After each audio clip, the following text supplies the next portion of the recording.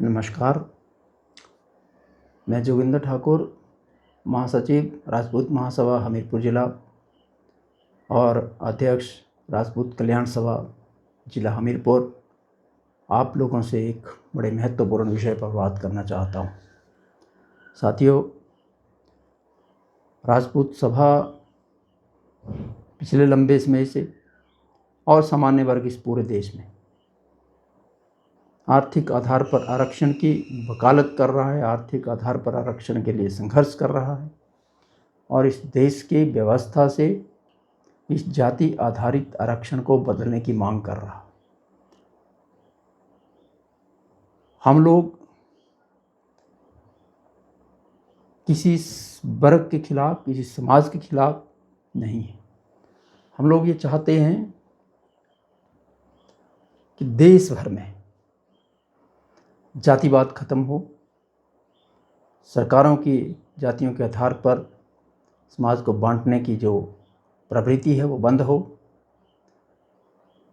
और जातियों के आधार पर कोई भी सुविधाएं, कोई भी आरक्षण या जातियों के आधार पर समाज के, हमारे देश के नागरिकों की पहचान करना बंद हो।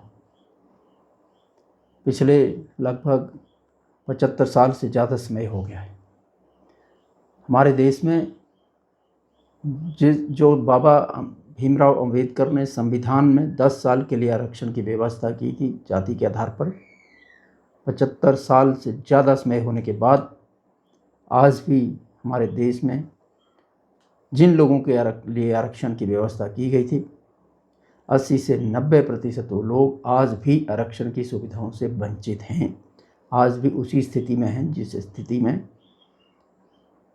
आज़ादी के समय थी। हम इस व्यवस्था के खिलाफ आवाज़ उठा रहे हैं। उन लोगों को यह हक मिलना चाहिए, लेकिन उसके साथ बहुत बड़ी बात,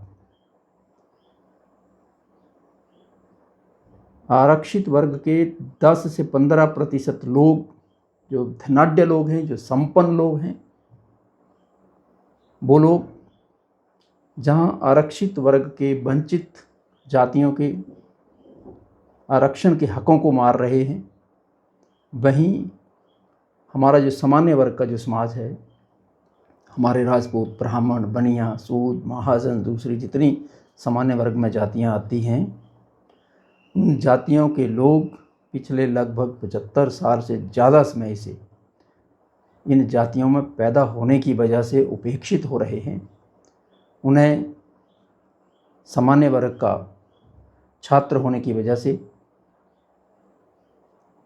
स्कूलों में, कॉलेजों में, यूनिवर्सिटियों में उनके साथ पक्षपात हो रहा है, उनकी उपेक्षा हो रही है, उनका शोषण हो रहा है, उनकी फीसें ज़्यादा ली जा रही हैं। उनको स्कूलों में, कॉलेजों में, यूनिवर्सिटियों में प्रवेश लेने के लिए 98% अंक लेने के बावजूद इसलिए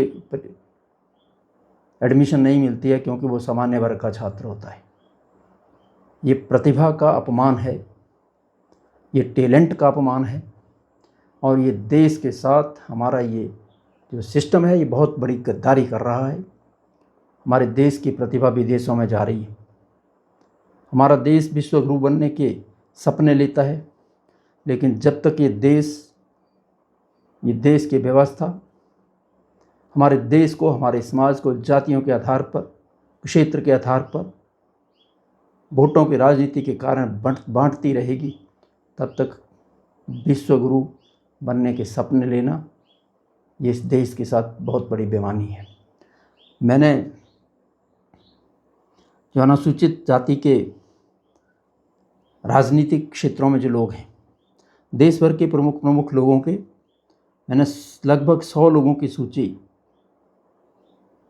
नेट से प्राप्त की है, जिसमें बीजेपी के सांसद हैं, बीजेपी के मंत्री हैं, पूर्व मंत्री भी हैं, कांग्रेस के भी हैं, आरएसपी के हैं, बीएसपी के हैं, समाजवादी पार्टी, तमाम पार्टियों के जो दलित अपने आप को कहते हैं करोड़पति, अरबपति, खरबपति, केंद्र में मंत्री रह चुके हैं, मुख्यमंत्री रह चुके हैं, कई बार सांसद रह चुके हैं, उनके बच्चे दलित होने के कारण, दलित समाज में अपने आप को रखने के कारण, गरीब आरक्षित वर्ग के दलित और जो वंचित वास्तव में लोग हैं उनके हकों को मार रहे हैं। हमारा यही कहना है, उन लोगों को आरक्षित कैटेगरी से बाहर करिए। हमारे देश और हिमाचल प्रदेश में भी अनेकों ऐसे सांसद, पूर्व सांसद, पूर्व विधायक जो आरक्षण का लाभ लेकर के IAS, IPS अधिकारी, दूसरे गजेटेड अधिकारी जो संपन्न हो चुके हैं, आर्थिक आधार पर संपन्न हो चुके हैं। हम ये कहते हैं उनको रिजर्वेशन की आवश्यकता नहीं है, वो अपने बच्चों को बेहतरीन तरीके से पाल पोस सकते हैं, बेहतरीन उनको शिक्षा दे सकते हैं। उनको आरक्षण की आवश्यकता नहीं है, उनको आरक्षण छोड़ना चाहिए या सरकारों को उनको कानून बना करके आरक्षित वर्ग से बाहर करना चाहिए, ताकि जो पात्र लोग हैं उनके तक आरक्षण की जो सुविधाएं पहुँचे। हम इसलिए आरक्षण के खिलाफ हैं, जाति आधारित आरक्षण के खिलाफ हैं। हमारे बच्चों को नौकरियों से इसलिए बाहर कर दिया जाता है, मेरिट को इग्नोर कर दिया जाता है। हमारे बच्चों को स्कूलों से, कॉलेजों से, यूनिवर्सिटियों से इसलिए बाहर कर दिया जाता है क्योंकि वो सामान्य वर्ग से हैं, उनकी प्रतिभा को नहीं देखा जाता। ये अन्याय बहुत लंबे समय तक नहीं सहन किया जा सकता। मैं तमाम राजपूत मित्रों से, ब्राह्मणों से, सूद, बनिया और जो आरक्षित वर्ग के जो बहुत गरीब लोग हैं, जो ग्रामीण क्षेत्रों में रहते हैं, जो अभी भी केवल और केवल उनके लिए सरकारी डिपुओं में चावल और आटा और दाल तक ही उनके लिए सरकारी सुविधाएं रखी गई हैं। आरक्षण के नाम पर उनका शोषण हो रहा है पिछले लगभग 75 साल से ज़्यादा समय से। 4 पीढ़ियों से उन्हें कोई सुविधा नहीं मिली। सारे देश के हित में है, सारे समाज के हित है, हमारे समाज के सारे वर्गों के हित में है कि सरकारें इस तरफ ध्यान दें और जातियों के आधार पर जो भी नीतियां चल रही हैं उनको बंद करें। हम लोग, मैं तमाम राजपूत भाइयों से, सामान्य वर्ग के लोगों से, आरक्षित वर्ग के गरीब लोगों से ये निवेदन करना चाहता हूँ, उठिए, जागिए, आवाज़ उठाइए। जब तक आप उठोगे नहीं, जागोगे नहीं, आवाज़ नहीं उठाओगे, आपकी बात कोई सुनने वाला नहीं है। और चंद एक लोग आपके हिस्से की सुविधाओं का जो उपयोग है, उसे उपयोग नहीं, उसे हम दुरुपयोग कहते हैं, वो दुरुपयोग है, वो होता रहेगा, उसका लाभ वो लोग उठाते रहेंगे और हमारे लोगों का, हर वर्ग के लोगों का शोषण होता रहेगा। इसलिए हम लोग संघर्ष करेंगे।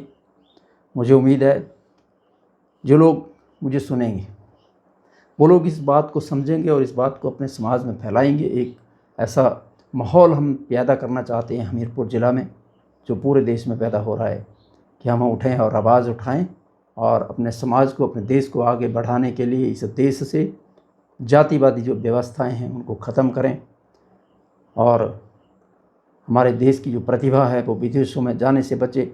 हमारे बच्चे स्कूलों में, कॉलेजों में, यूनिवर्सिटियों में, सरकारी दफ्तरों में जलील होने से बचें। हम ऐसा चाहते हैं। मेरा आपसे यही निवेदन है कि आप जागिए, उठिए, नहीं तो हमारी एक पीढ़ी तो हमारी ये बर्बाद हो रही है, आने वाली पीढ़ियाँ और बर्बादी के कगार पर जाएंगी। ये देश कभी आगे नहीं बढ़ सकता जब तक जातियों के आधार पर, क्षेत्रवाद के आधार पर जब तक समाज को बांटा जाता रहेगा। इसलिए मेरा सब लोगों से निवेदन है, अपने देश के हित में, अपने नौजवान पीढ़ी के हित में, अपने आने वाली पीढ़ियों के हित में उठिए, आवाज़ उठाइए और एकजुट होकर के हम आगे बढ़ें, ताकि हम लोग अपने समुदाय को, अपने समाज को भी एकजुट कर पाएँ और देश की प्रगति में भी योगदान दे पाएँ। इसके साथ आपका बहुत बहुत धन्यवाद। जय हिंद।